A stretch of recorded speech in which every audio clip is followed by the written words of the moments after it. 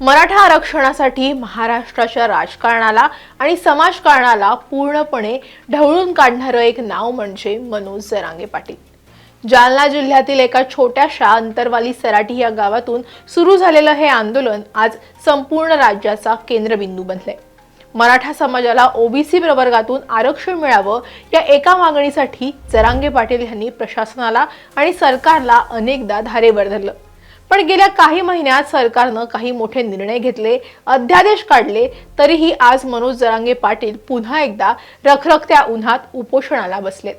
हे उपोषण नेमके काय होतंय, अध्यादेश काढूनही कोंडी का फुटलेली नाहीये, या आंदोलनाचा संपूर्ण प्रवास, सरकारच्या घोषणा आणि सध्याची नेमकी स्थिती काय आहे, हे सगळं आपण या आजच्या व्हिडिओमधून सविस्तर समजून घेणार आहोत। नमस्कार, मी कोमल आचरेकर आणि तुम्ही पाहत आहात महाराष्ट्र टाइम्स ऑनलाइन।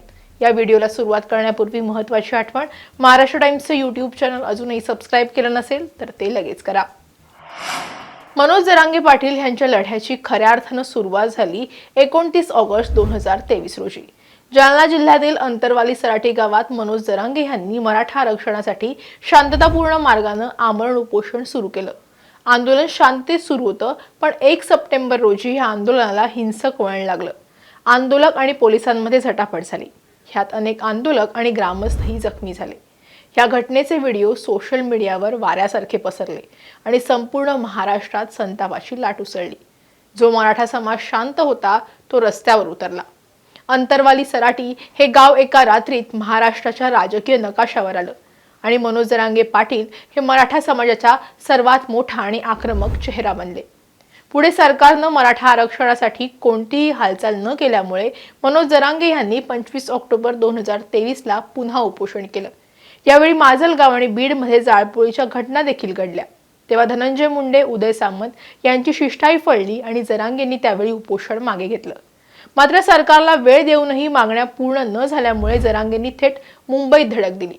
20 जानेवारी 2024 ला ते मुंबईकडे निघाले आणि 26 जानेवारी 2024 ला जेव्हा जरांगे पाटील लाखो समर्थकांसह मुंबईच्या वेशीवर म्हणजे वाशी येथे पोहोचले, तेव्हा सरकारनं त्यांच्या मागण्या मान्य करत सगळे सोयरे संदर्भातल्या मसुद्याचा तात्काळ अध्यादेश काढला। तत्कालीन मुख्यमंत्री एकनाथ शिंदेंनी स्वतः वाशी येथे जाऊन जरांगे पाटील यांना ज्यूस पाजून उपोषण सोडवलं। 10 फेब्रुवारी 2024 ला अंतरवाली सराटीत मनोज जरांगेंनी पुन्हा एकदा आंदोलन केलं। सर्व मराठा समाजाला कुणबी प्रमाणपत्र देऊन त्यांचा समावेश ओबीसी प्रवर्गात करावा या मागणीसाठी त्यांनी केलं। यासाठी त्यांनी सगळे सोयरे हा शब्द अत्यंत महत्त्वाचा केला। म्हणजेच ज्या मराठा व्यक्तीची कुणबी नोंद सापडेल त्याच्या रक्ताच्या नातेवाईकांना आणि सगळ्या सोयऱ्यांनाही तात्काळ कुणबी प्रमाणपत्र देऊन ओबीसी आरक्षण मिळावं या मागणीसाठी राज्य सरकारची मोठी कोंडी त्यांनी केली। कारण या मराठ्यांना ओबीसीतून आरक्षण देण्यास ओबीसी नेत्यांनी आणि संघटनांनी तीव्र विरोध सुरू केला। आंदोलनाची तीव्रता पाहून मुख्यमंत्री आणि उपमुख्यमंत्र्यांनी जरांगे पाटील यांच्याशी चर्चा करण्यासाठी मंत्र्यांचं शिष्टमंडळ पाठवलं। दरम्यान न्यायमूर्ती शिंदे समितीची स्थापना करण्यात आली।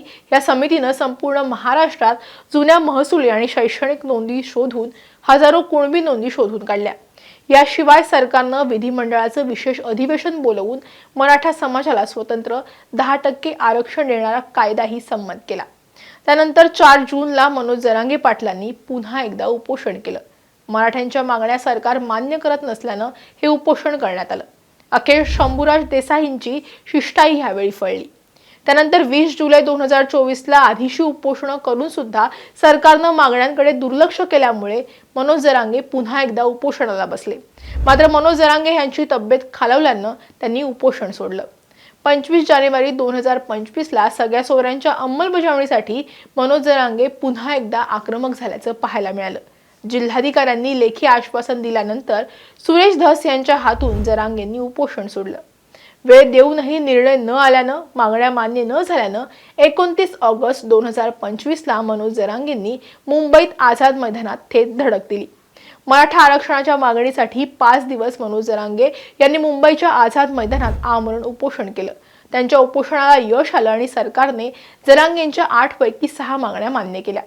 हैदराबाद गॅझेटचा GR काढून अंमलबजावणी करणं, सातारा गॅझेटबाबत 1 महिन्यात कायदेशीर त्रुटींचा अभ्यास करून अंमलबजावणी करण्यात येईल असं त्यावेळी सांगण्यात आलं होतं।